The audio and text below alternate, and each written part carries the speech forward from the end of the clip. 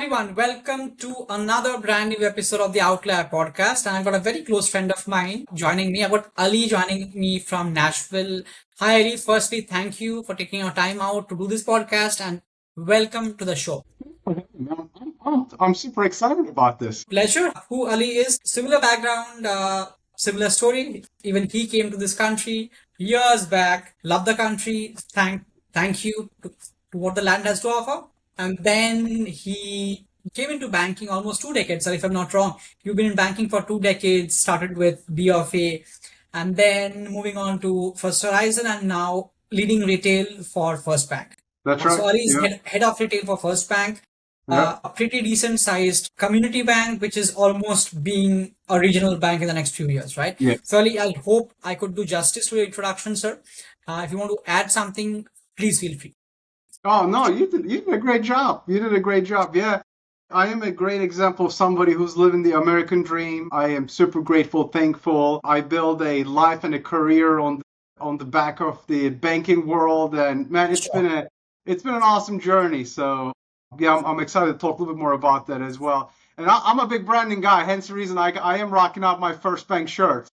I am very proud of our company and all the work we're doing. So thank you for the introduction. Absolutely. I mean, that's the most important thing, right? Yeah, Branding is the key it really into this is. business. It really is. Yeah. Sure. Let's talk about your journey a bit, Ali. Why don't you talk about your journey? How did you come to the country? What did you do in the initial days? And then how did Ali become the Ali? That's a question. Yeah, I really it has not happened yet. It's still happening. It's a work in progress. All right, so it's not over yet. But man, I came to the U.S. as an exchange student years ago. That's how this journey started, and I'm so thankful for it. I had parents who did everything they can to provide us a great life journey, life experiences. So I am so thankful for that. So I had the opportunity to come as an exchange student, and one thing after another, here I am all these years later. When you ask the question about the journey, we could probably fill the entire podcast talking about my career journey. I have a lot of stories, I and, love and but I'll give you a brief summary. It all started, my career started at a company called Circuit City. I'm sure some of your audience would be super familiar with that, and some might not because they're no longer in business. But my career journey started at Circuit City as a commission sales counselor. Man, let me tell you, one of the best and the fun jobs that I had. And this is where it was super exciting because I'm sitting there thinking, I'm going to sell fun stuff to customers, TVs, computers, home audio systems, and they pay for it and I make money. I mean, it doesn't get better than that, right? So I was a commission salesperson. I had really no sales experience or anything like that. My dad was a small business owner. So I had a clear understanding how to connect with people, communicate with people. But in the core of it, I did not have any sales experience. But again, when you put in reality what the job was is just talking to people and providing solutions to the things they were looking for, and it made it a lot of fun. But one of the things that happened in my Circuit City journey, I started as a sales counselor, then I became a sales manager within the store. From there, I became a store manager, and I loved everything about it. I have great memories at Circuit City, but sometimes opportunities knock on your door, and I've been very fortunate. I had a lot of opportunities knock on my door, and one of those knocks were from Bank of America. This was back in 2005, and Bank of America was looking for leaders, in some cases outside of the banking world, that had coaching experience, leadership experience, sales experience. They were it. recruiting people from retail stores, and I answered the phone, and one thing after another, I ended up coming to Bank of America. Fun fact about that story, by the way, we could talk a lot about this too. But I took a pay cut to come to Bank of America. But one of the Yeah. best advice that I've received at the time was, like, I was young, so you think about money being the most important thing in your life at the time. But one of the pieces of advice I got at the time was, look, just make a list and put value on all the things you're going to gain by going to Bank of America. And that's what I did. I literally put a price tag on different things, life balance, not working on Sunday, things like that, the holidays, being able to vacation over Christmas break, things like that, and end up being a great opportunity for me at Bank of America. I started as a branch manager. I did that for a couple of years, and I got promoted to at the time it was called a consumer market manager. So I was in charge of group of branches in upstate New York, in Rochester, New York. Had a great journey. At the same time, I really wanted to move to Charlotte, North Carolina. That was especially at that back then, back in 2007, Sure. 2008, it was a Sure. happening place, and wanted to really move to Charlotte. But then a close friend of mine who also worked for Bank of America lived in Nashville, Tennessee. Fast forward to 2012, 13 time frame. We came to Nashville, visited, and just fell in love with Nashville. You can see it in my background, That's facing what I West see. End. This is Nashville, and man, we fell in love with Nashville. It was just everything we want in a community to live. So fast forward 6 months after that visit, there was an opportunity down here, and we sold the house, packed the car, more than that, it was a truck, and moved to Nashville. We live in Franklin, Tennessee, and haven't looked back, and absolutely loved our life here in Nashville. And then while I was at Bank of America, again, I'm a big believer in networking and keeping great relationships, and I've been super fortunate. I had some great mentors in my lifetime. One day I was having breakfast with one of my great mentors, Dave Briggs, and he left Bank of America after many years and went to a small bank called Capital Bank, who was started by great banker Gene Taylor. And there was a lot of ex-Bank of America executives and teammates there. And Dave and I were having breakfast, and we were talking about different career options. And he said, man, we're looking to bring an executive for retail bank in Nashville. Would you be interested? My immediate answer was no. I wasn't interested. I had no reason to leave Bank of America. I was in a great place, worked with great people. He said, just talk. Just go talk to a couple of people, see where it goes. And I did. And sure enough, after multiple conversations, I made a decision to leave Bank of America, and come to Capital Bank. Yep. Here's a fun fact about that. 5 months into that journey, we announced the First Horizon Bank merger. So think about what I'm thinking, right? I just started this new gig. I left a great job from Bank of America, and the company announced the merger. So initially I'm thinking, oh my gosh, I'm going to lose my job. I should have never left Bank of America. And all those things go through your head. But, if you put in the work and you work with great people, it all works out at the end of the day. And it ended up being a great journey at First Horizon Bank. I ended up taking on a retail bank executive role in my first half the journey at First Horizon Bank. And I ran a bunch of branches in the community markets. And then the second half of that journey, I was the head of sales for retail banking. Again, it was a great experience, great journey. I worked with great people, great company. But along the way, again, opportunities knock on your door. And I'm a big believer in lessons learned to talk to people when the opportunities knock on your door. And one of those opportunities was First Bank. And I talked to people within First Bank, Chris Holmes, Michael Matee, Travis Edmondson. And I was at a stage in my career where I wanted to be the head of retail. That's what I wanted to do. I wanted to be the head of a line of business, And you make are. an impact. And here I am. I end up at First Bank and haven't looked back. I celebrated my 1-year anniversary early March. Loving it. Things have been outstanding. So again, I'm giving you a super quick summary, and the quick summary is even way too long. So we could talk about this probably a lot longer, but that's a whole different podcast. That's a whole different podcast about talking about your entire life. We'll have to that for sure. Yeah. Absolutely. I mean, we always like sharing the outlier journeys because, we understand the difficulty of an immigrant, who has come to this country. It's everything from scratch. Although it's not easy. I've done it myself. So Yeah. you just went for that. It's not easy. At the same time, man, this is where the power of people come into play. It's a team sport. I have been super fortunate to be surrounded by just outstanding human beings that help me in this journey. And that's I would not change a thing around that. So that's where the magic is, right? It's that community, it's the people that are around you, it's your environment.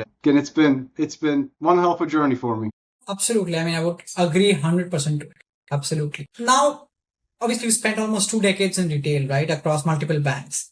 Yeah. What is the through line? What keeps you pulling back to retail? Because clearly you just love it. I do love it. And I'll give you a couple of reasons why I love it. First, let me just say this. Look, I might get some hate and some commentary from my commercial banker friends, my investment banker friends, but I'm gonna brag on my retail banking friends across the board. It's got to be in your DNA. It's a difficult business. It's a challenging business. There's chaos, competing priorities. The pace of retail banking is something else in the banking world. It's a retail business, right? You are specific hours.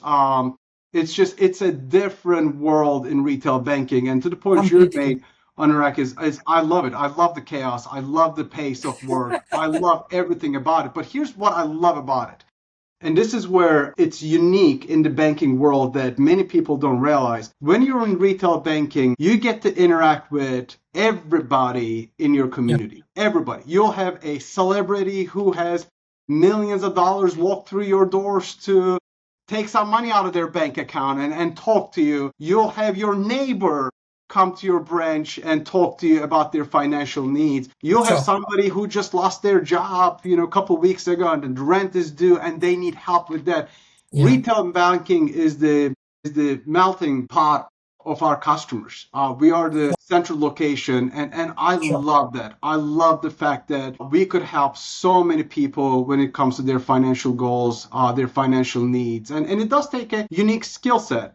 It does take a unique Sure. energy and a drive to be able to do that. And that's why you'll see a lot of people move to different industries, different jobs from retail bank because you're building a multi-dimensional experience across the board. But yeah, it's in my DNA. I am confident. I'm good at it. I am very good at it. And I know that I'm going to continue in the retail banking journey. I don't see myself doing anything else outside of retail banking. Eventually, I do want to run fishing charters. That's a whole different podcast. We'll talk about it. But in this corporate world, retail banking is what I want to do. I mean, it clearly, I mean, it's clear about that yes, that's what Yeah. you want to do. Yeah. Now, talking about differentiators, right? I mean, most banks almost offer the same products, right? What does First Bank actually do differently? I mean, what is the differentiator? Look, we're in a commodity business. Checking account is a checking account. Savings account is a savings account. Loans are the loans. Yeah. Not much different. We believe here at First Bank on how we differentiate ourselves, and we bet on people. We bet on our bankers. That is our differentiator, and we mean that wholeheartedly. I think about my team. We bring the best of the best in the retail banking. We invest in our associates to be the best of the best. We bet on our people. That is our differentiator. And our customers are also seeing that. You might see it in my background. I am very proud of this. It's a JD Power retail banking customer experience surveys. We were just number one in the South Central region in retail customer experience. It's because we bet on our bankers and we bet on providing a great experience for our customers. So that's our differentiator. And I think the other piece that I would say is you could probably go talk to, I don't know, 20, 30 banks today, ask the exact same question, and chances are they're going to give you a similar answer because we all know we're in the commodity business. And they're going to talk about customer experience. What we believe in as a differentiator is we mean it. We put that behind our mission, our vision, our values. We believe in betting on our bankers to create great experience for our customers. I mean, that's the main differentiator because again, you cannot be everyone. I mean, everything to everyone. Because all of them have the same checking account, the That's right. same mortgage, the That's same right. auto. Yes. It's almost same. Yeah, Makes for sense. sure. So, I mean, again, you will be a huge supporter of branch for sure because you run retail. So, I mean, Yeah. and even I am, right? I mean, people talk about that branches are dead. It's all digital. I don't believe that's the thing. I mean, yeah, digital is very important. I mean, I myself need a digital experience, an amazing experience, but I will only bank with a bank that has branches nearby. It cannot be just only digital. That means, am I not a customer of Chime? Yeah, I'm a customer of Chime. I'm a customer of Revolut. I use all of them. But I prefer still using a bank or a credit union that has a branch nearby my footprint, right? That's just personal preference. So my question is, the branch is dead is a narrative that's happening for the last 5, 10, 15 years. People are talking about Yeah. that. But still branches are there, right? It's not like branches have just disappeared and just gone out of thin air. It hasn't happened. What do you think is the role of a physical branch now, and how do you think it'll look like in the next 5 years? You're absolutely right. I'm a fan of the branch. That's what I do for a living. Of course, I'm going to be a fan of branches. You have to be that. Yeah, exactly. And I just told you, it's in my DNA to be a retail banker, and I'm not going anywhere. Look, I'll give you some real examples. That's the best way I could explain it to you. Yesterday, I had a dentist appointment. I had a cavity. Take care of your teeth, everybody. So my dentist happens to be our customer. And as I'm laying down, we're talking. She's telling me about her experience in our organization. But one of the things that she said to me was her 5-year-old one of his favorite things to do is to come to the branch and get a lollipop. Yeah. All right. So think about that. She's Yeah. telling me this, right? So that's not going away. That's an experience a 5-year-old needs. I see our customers go to drive-through with their dogs, and they're getting their dog biscuit, dog treat, right? People come to our buildings for financial need. The life events still happen. They're struggling with the inflation, or they want to buy their first house, or they want to get ready for retirement. They want to open up an account, whatever the case might be. They come to a building because that's where the people are. Branches are not going anywhere. You know, look, and you said in the next 5 years, we should put this in our schedule and do another podcast in 5 years, and we could replay this video to see if I'm right or wrong. I'm pretty sure I'm right. Branches are going to continue to stay here, and they're going to continue to thrive, in my opinion, because we are getting to a world where the influence of social media, digital interactions is accelerating. But as a community, as human beings, we thrive within communities by interacting with people. That's why you're still seeing festivals. That's why you're seeing so many events where people get together. Branches are no different. I think the branches are going to continue to thrive. They're not dead, and people are going to need that. I was in January in one of our branches here in Franklin, Tennessee, and we had a customers waiting in line, and one of the customers, we were having a conversation. I asked her how her Christmas was, and her immediate response was, it was okay. And I could just see it in her face. You know, she meant it when she said it was okay. She goes, well, how was yours? And look, what you see is what you get with me, the energy, the positive. I'm like, oh, mine was great. We traveled, we did this, kids were great, blah, blah, blah, all that stuff.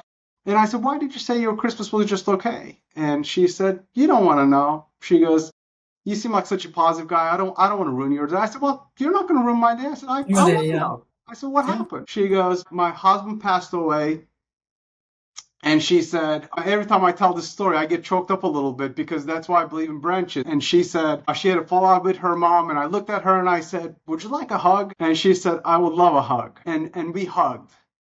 And that's why branches are not dead. And I want to be that person. When I am 70, 80 years old, I want to walk into a branch. And if I want to get a hug, I want to get a hug. And I want people to be there to hug me. That's what I want. Branches are not dead. They're not dying. I don't care what anybody says. I'll bet against that all day long. They're here to stay. They're going to continue to thrive. We're going to want that human interaction, human connection. It's not going anywhere. I think that I will think it will change. Continue to change.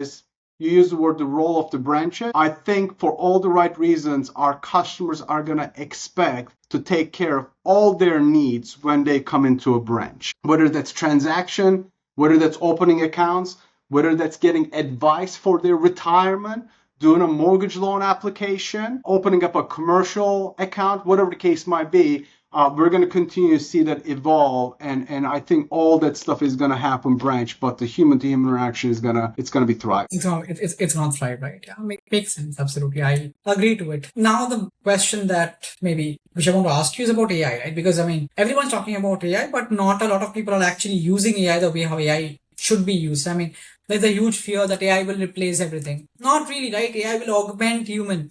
AI will help us be more efficient, for the lack of better words, right? So where do you see AI genuinely helping retail, right now, and where do you think AI will transform retail? Look, I'm in the camp of it is going to change the workforce. It is going to help. It's going to enhance. It's going to create efficiencies. All of this is going to happen. This has happened. Entire history of human existence, right? Electricity changed life. The tractors changed life. The cell phones changed life. The internet changed life. So I think the debate about whether AI is going to change things or not it's irrelevant. It is going to change. It is going to change jobs. I think the key to it is how do you use it, and how do you use it to continue to enhance the customer experience, the banking experience. Look, I think the best way I could explain it is it's going to give our customers the optionality, right? It's going to give our customers the resources that they need. I think we have to do a lot of work on the accuracy and the continue to build a trust factor with AI. But it is going to give optionality from a resource perspective to our customers. I do think that it's going to help our bankers to be more efficient, be faster and better at what they do, service and help their customers. So I think it's going to be a player. It's here to stay. It's not going away. It's going to be part of what we do, not just in banking, in everything that we do across the board. And I think the key to it is people we have to really study how AI can help us be better at what we do. I sometimes get the question, is it going to replace people? Try replacing this guy. AI is not replacing this guy. All right, so I believe in that. Oh, that's the best answer. But it's going to enhance what we do and how we interact. Yeah, I mean, obviously, try replacing this guy. You cannot. That's right. AI cannot go Exactly. Well, maybe AI you can. I don't know. Maybe you could replicate this whole video and create other things. It's possible. But then if you want to do that in person, if you want to get a hug from me like that customer did, you can't do that. You need That me to be able to exactly. do Yeah, it. AI That's cannot do that. can't replace. Exactly. Let's go into rapid fire round. Let me ask you Yeah. maybe a few questions, right? One is, what's your favorite travel destination? I have a lot of favorite Tell travel me. destination. Yeah. Listen, rapid fire is probably not a good thing with me because I don't have short answers to anything. I'll give you, if I didn't live in Nashville, Nashville would be one of the favorite destinations. Come visit us. You name it, we got it. Great restaurants, art, museums, music, sports. Nashville is a great place to visit. That would be on top of my list. I love Destin, Florida. We have some of the best beaches in Destin, Florida. I will stack those beaches up against any beach in the world.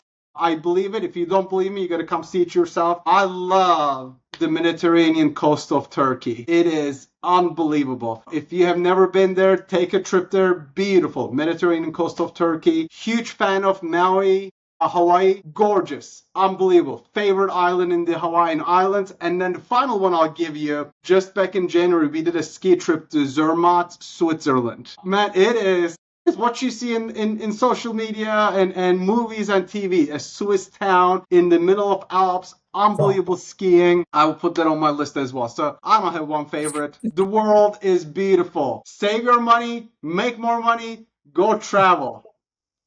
I absolutely 100% agree to it. Done. One book that everyone you think should read. You can't do this to me. You can't do like one book. That is not a fair question. Hey, this podcast is Outlier. I'm an outlier, so I'm not going to give you one. I'll give you two. Good to Great by Jim Collins. Read it.